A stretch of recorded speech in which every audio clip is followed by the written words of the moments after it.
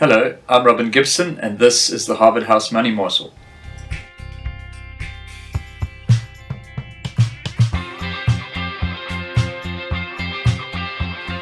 Welcome back. Thank you for joining us again. Don't forget to like and subscribe. Click the bell so you get a notification of when we're releasing a new video. I'm sitting today with Michael Porter. Welcome, Michael. Morning, Robin. Michael, we've had US elections, we've had interest rates, but let's bring it a little bit local. Bit of excitement on the JSE, something we haven't seen for a long time, a new listing. Exactly, yeah. It has been a long time since we've seen a new listing, or a new listing of scale, I suppose, or something that really gets the market excited.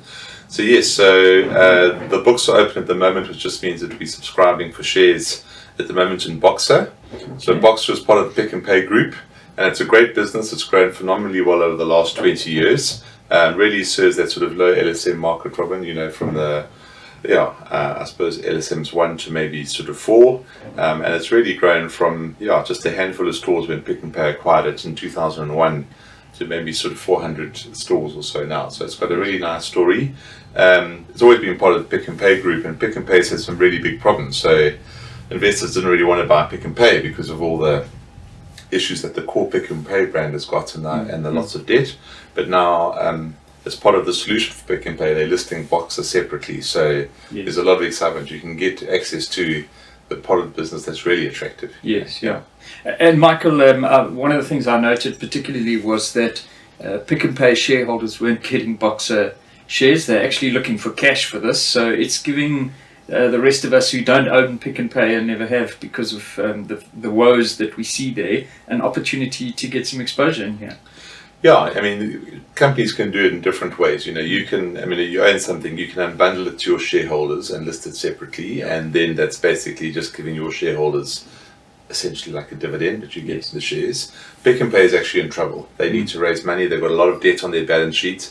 They had a rights issue earlier in the year to raise a couple of billion, and in the Boxer IPO, they're hoping to raise another sort of 7 or 8 billion to pay off their debt and to get the debt at the Pick and Pay group level back down to a reasonable level so that they can actually reinvest in their own Pick and Pay stores and drive that resurgence. So yeah, Pick and Pay is still going to own a stake in Boxer. They're still going to retain about 60%, I think it's 60% or 62%. So it's not that they won't be together, but Boxer will be listed separately. Its management team will be free to drive its own agenda. And sometimes, Robin, being part of a bigger group, when one part of the group is really struggling, Boxer kind of gets left behind a bit because actually all the resources go into fixing Pick and Pay, and then Boxer saying, well, we want money for this and this and this, and it's like, no, you guys have to wait in line. We've actually got bigger problems over here.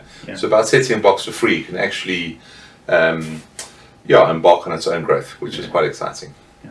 So Michael, let's just talk a little bit about we have this theme, the supported consumer, and where does our theme, the supported consumer, come in, and why does Boxer kind of fit that so neatly? Yeah, Robin, the supported consumer really comes in from the fact that social grants in the country are enormous. We commented before that probably half the population are on some sort of form of social grant, and that gets paid every month, generally speaking.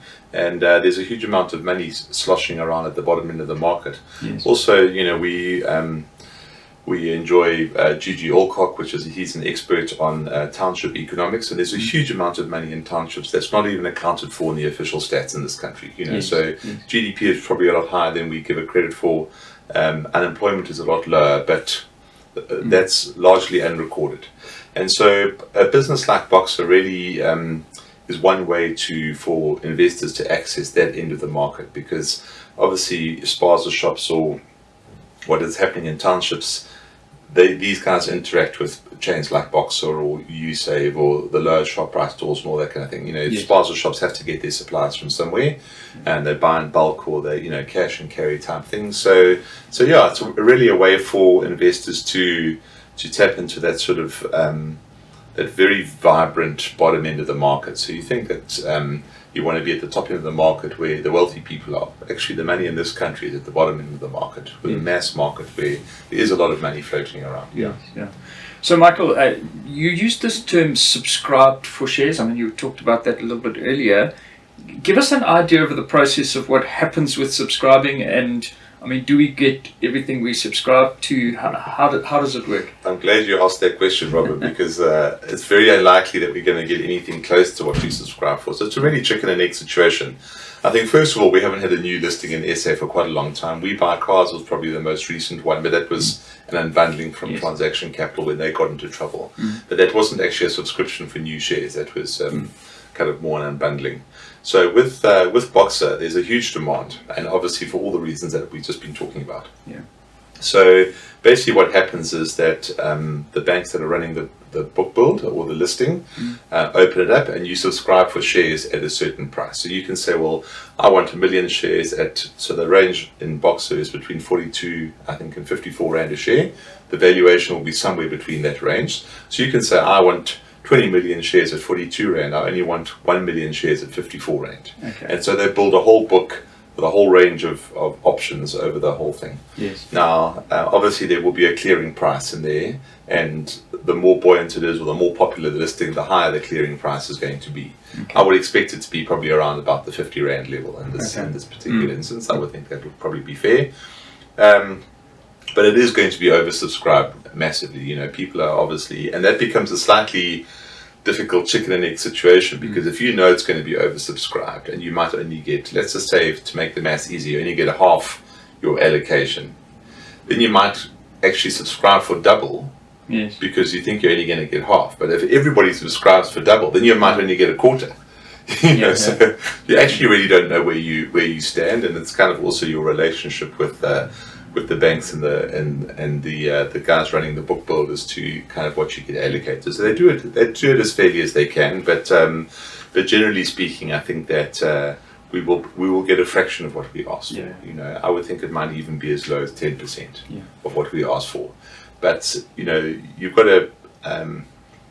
It's a risky strategy to say, well, then I'm going to make my order 10 times what I want, because if you get the whole lot, you've got to come up with the money to pay for it. Yes. So there's a balance, and I think what's going to happen is that generally it's going to be well oversubscribed, and then that'll create a nice secondary market in Boxer where there's a bit of trade in the share afterwards, and that'll be good. And even you might find that Pick n Pay sells another tranche of Boxer shares. Sort of normally they'll have to wait about a year before you can sell some more, and then create some more liquidity in it. So I think it'll be a successful listing. It's obviously going to be a popular listing. Yeah. Awesome. Oh, well, Michael, it's nice to learn something and have some excitement in the local market. Thank you for joining us. Don't forget to like and subscribe, and we'll catch you next time. Bye-bye.